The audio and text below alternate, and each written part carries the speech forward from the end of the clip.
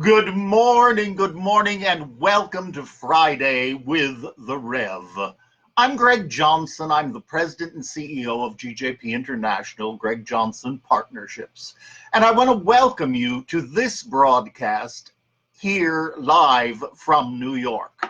And I want to welcome all of you because we have people who join us throughout the week because of the time differences.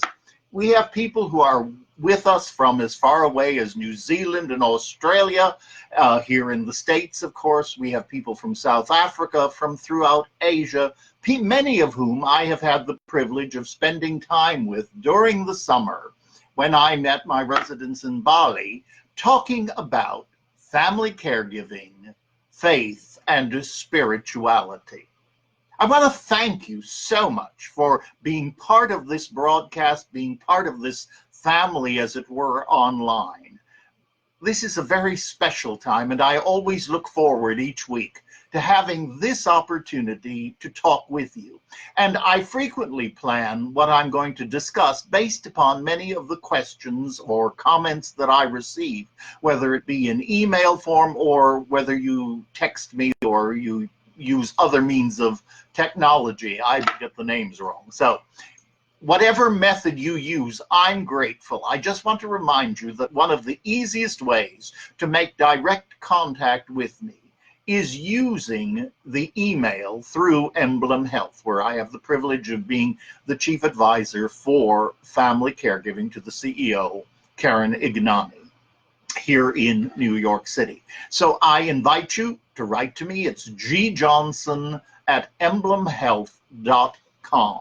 And also, I urge you to remember, care for the family caregiver, a place to start, something for you and something for you to share with those with whom you are working, with whom you are partnering, perhaps in your caregiving situation or someone that you're helping on this journey, for this is what it's about. We pass it on because none of us ever went to school to learn family caregiving.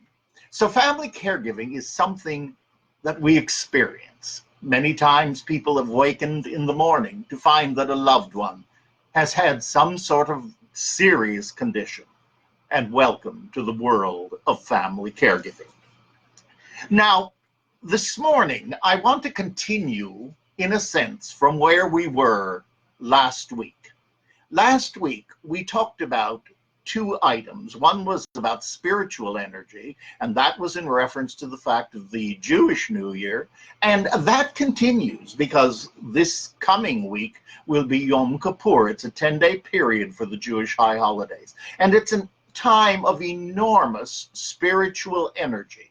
And I urge you to also, when that many people are praying, join in the spiritual energy. It's not a specific theology I'm suggesting, but the spiritual energy, and we're going to be talking about that this morning. Also, it happens that within the Christian church, this Sunday is Worldwide Communion. So again, we're going to be having a huge amount of focus on prayer, on the communion, and the oneness of the world. So I quickly urge you to jump on it. We also talked about beginning again and new beginnings. And so this morning, I'm going to take us on a bit of a journey. As many of you know, I am a very grateful recovering alcoholic and have been in recovery for many, many years. And one of the great tools that many of you are aware of because you write to me and you talk to me about it are the 12 steps of Alcoholics Anonymous. And they play a very relevant role in the world of family caregiving. Quite interestingly, and I remember this very, very well, a very noted person here in New York came to me asking to talk about family caregiving. It was something that was happening within her life, and dealing with her husband was becoming very, very overwhelming. And so I remember sitting, and as we talked, and I knew that this person had background in the 12 steps. I've known them for quite a long time. And so as we talked, and I heard the story, the fear, the frustration, the powerlessness, I looked at this person and I said, You know, I've got 12 steps that can help you. And I saw a smile coming. Because I said, really, you can very easily say, we admitted we're powerless over Edward, and our lives have become unmanageable. But there are 12 steps that can help us to find the spirituality within each and every situation in life. And that is finding the divine.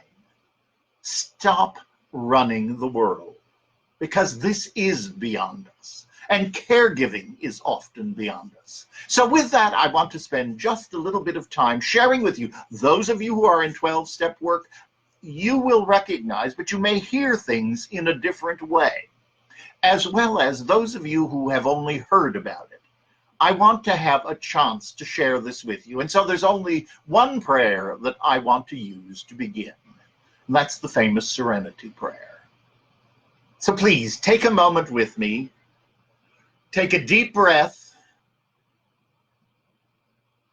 God, grant me the serenity to accept the things I cannot change, the courage to change the things I can, and the wisdom to know the difference. Thy will, not mine, be done. Amen. And yes, I ended with that piece that does come from the original. Here's also an affirmation for you as we begin this morning. When I let go of insisting on how it has to be, I encounter hope. My perspective shifts, and I see that no matter what, a bright day is possible for me. I say yes to my joy today. And that's truly what we want to do for all of us. Now, the 12 steps are a journey in finding a spiritual solution. And I'm not talking religion. You notice that I always talk about family caregiving, spirituality, and I define spirituality as the essence of. In fact, there was a wonderful piece that I read this week, and I just want to read it because it talks about people in recovery, and it says, spiritually, we might feel lost. This is someone who's just beginning the journey. We might feel lost in the world, not having a sense of who we are and what is important in life. We might slowly begin to realize that we have ideas about God, the universe, the world around us, good and evil, how we fit into the picture. And so on that, we're now having some questions. That's the journey. Religion, to bind onto, religare, to bind onto, and it becomes a group and a group of theology, and people say, yes, that makes sense to me, and I'm going to follow that. I totally endorse that. I am a minister. However, when we worship the denomination and forget God, we get into some big problems. And I have sat and listened to more horrible theology in the rooms of AA and in other places as a minister. And so I love to talk about, we need to take and spend time with the spirituality, the mystic of it all, going within instead of spending everything out here. For when we go within, we become that piece of the divine that God has put within each and every one of us. Now, with the 12 steps, and I want to share this, and people in the program at times forget this. And I'm not just talking about AA. It can be any of the 12-step groups. It can be Al-Anon, wherever they have been used and involved. But the 12th step, and I'm skipping to the end, says, having had a spiritual experience. As the result of these steps, we continue to practice them in all areas of our lives. Now, I personally have lived and continue to live them. Yes, I used the 12 steps, and I continue to use them in the world of sobriety. But I also used them in emotional sobriety, spiritual sobriety. I used them in finding new avenues of service. I used them in the topic of retirement. I use them in the world of family caregiving. And that's what I want to share with you today. Because that spiritual experience is not usually the St. Paul type of thing on the road to Damascus, this dramatic sort of thing. But it is a slow, ongoing experience that is available to each and every one of us. And therefore, it's a very interesting thing. In many of the rooms of program, you will see window shades that have the 12 steps on them. In China, I visited an AA group. I didn't understand too much of it, but I certainly felt the spirit. But I did see, and it was so powerful, not a window shade, but a circle.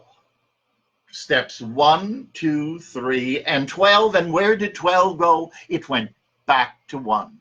So that it becomes a constant journey in our lives, no matter what is facing us. And therefore, as we come into caregiving world, the 12 steps can offer us a wonderful tool as we deal with something that is so beyond us, that makes us feel so powerless, so afraid, but we are not alone.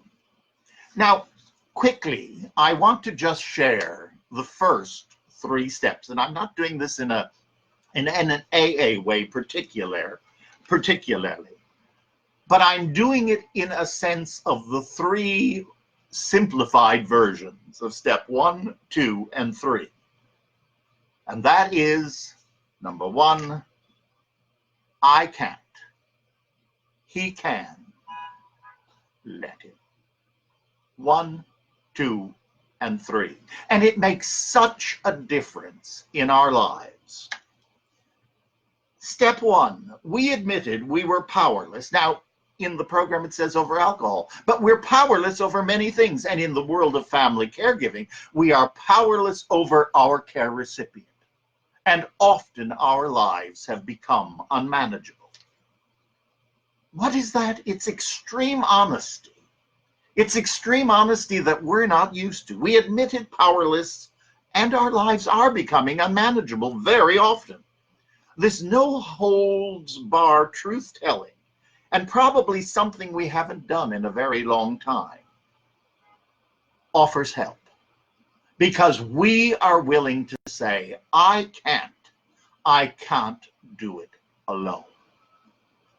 Step 2, came to believe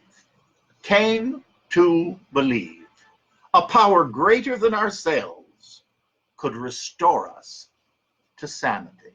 What's sanity? Sanity is, doing the same thing over and over and expecting a different result. That's sort of insanity. And many of us do that. Many of us does that again and again and again. We need new ways, new thoughts. And we need to know that we're not at the center. We need to know that we are not the center of all of this, but there is a power greater than us, available to us and ready to help us. So, step 2. Step 3, made a decision to turn our will and our lives over to the care of God as we understood that word. And may you, for the rest of your life, and may it be mine, that we continue to grow and we continue to learn and we continue to experience and all become a flame in the great fire. That has always been one of my favorite analogies. God is that great fire, and every spark is you and me.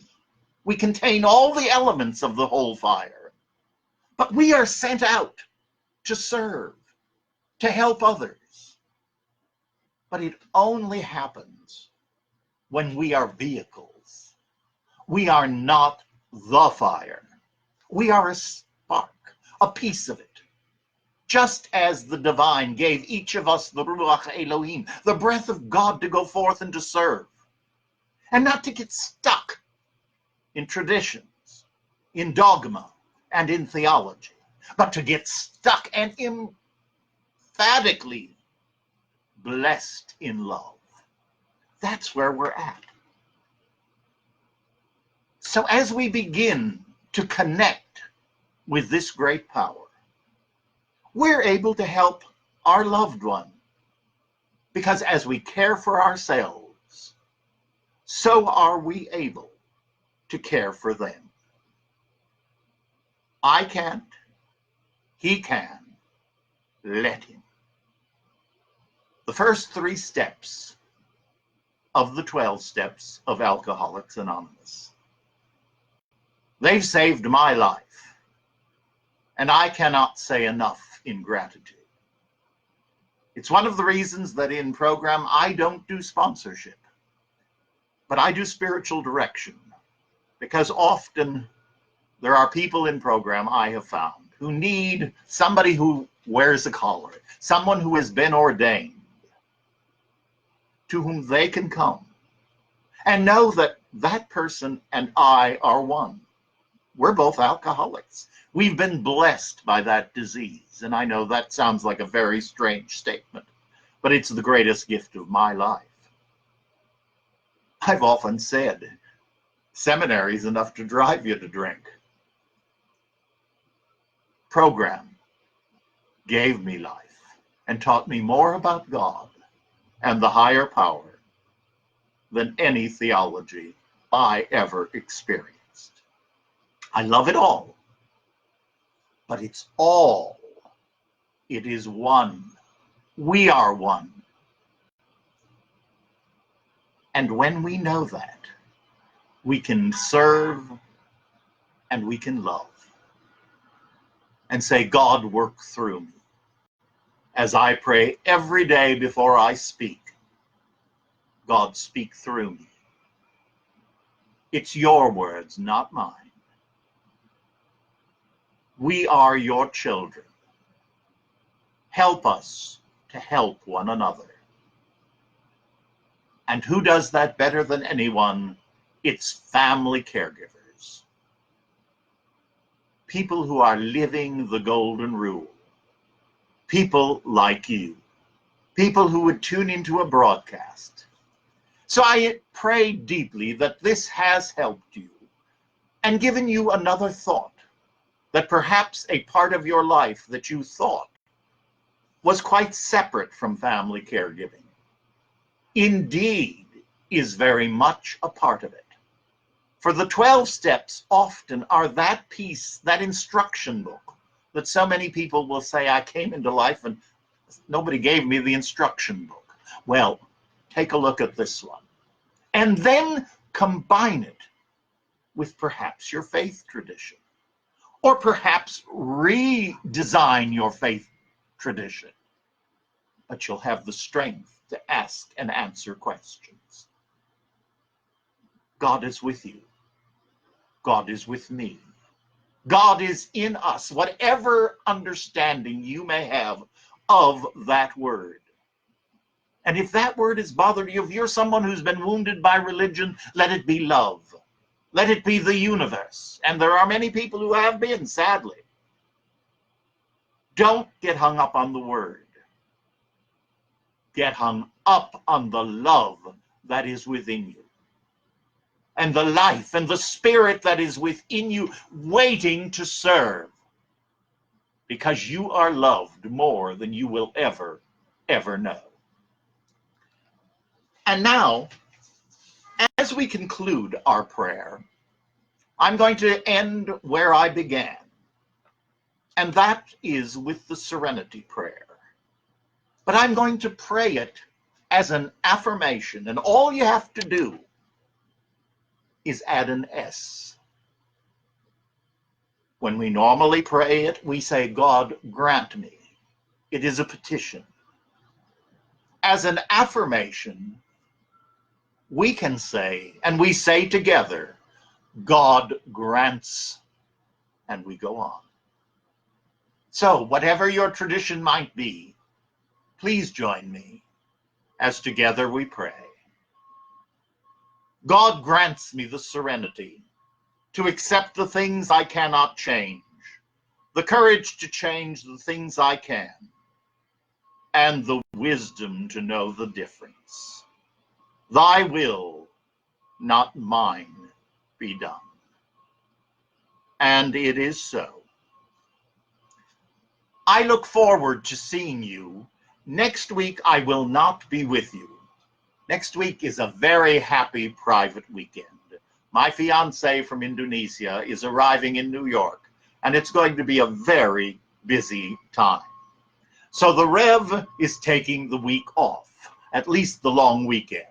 But I will be back with you on the 18th, 2 weeks from today, for Friday with the Rev. Thank you so much for being with us this morning. God bless, and I'll see you on the 18th.